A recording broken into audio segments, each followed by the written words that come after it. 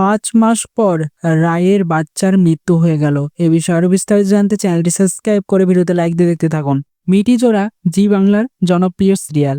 ধারাবাহিকের নতুন প্রোমোতে দেখা যাচ্ছে রায়ের প্রেগনেন্সিতে কমপ্লিকেট দেখা গেছে, যেখানে রায়ের মৃত্যু পর্যন্ত হয়ে যেতে পারে, যে তার এই গর্ভধারণ করে সময় এগিয়ে গেলে মাত্র 10% চান্স রয়েছে বাঁচার। বাচ্চা অথবা মা যে কোনো একজন বাঁচতে পারবে, হয় রায় না হয় তার বাচ্চা। সেই কারণের জন্যই প্রেগনেন্সি টার্মিনেটের কথা বলে ডাক্তারে, কিন্তু রায় সেটাতে রাজি হয় না কোনোভাবেই। অনির্বাণ বোঝানোর চেষ্টা করলেও রায় বলে সে অনেক দূরে চলে যাবে, যেখানে কেউ বারণ করবে না তাকে। সব কথা শুনে অনির্বাণ বলে, ঠিক আছে রায়, তুমি যা চাইছো তাই হবে, সন্তানকে তুমি ধারণ করেই রাখবে, যা হওয়ার আমি মেনে নেব। তবে রায়ের এই বেশি বুদ্ধির কারণে এমনটা না হয়ে যায় শেষকালে বাচ্চাটাই মারা যায় বা রায় নিজেই মারা যায়। তো এরকম ভাবেই আস্তে আস্তে কেটে যাবে 5 মাস। তারপর এসে যাবে সেই ক্রিটিক্যাল সময়, যখন রায় দুর্বল হয়ে যাবে প্রচন্ড।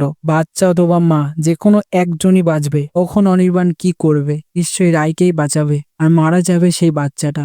তো খুবই ওলটপালট হয়ে যাচ্ছে গল্পের মোড়। কেমন লাগছে তোমাদের তাও তো অবশ্যই কমেন্টসে জানিয়ে এখনই সাবস্ক্রাইব করুন আমাদের ইউটিউব চ্যানেল। ধন্যবাদ সবাইকে।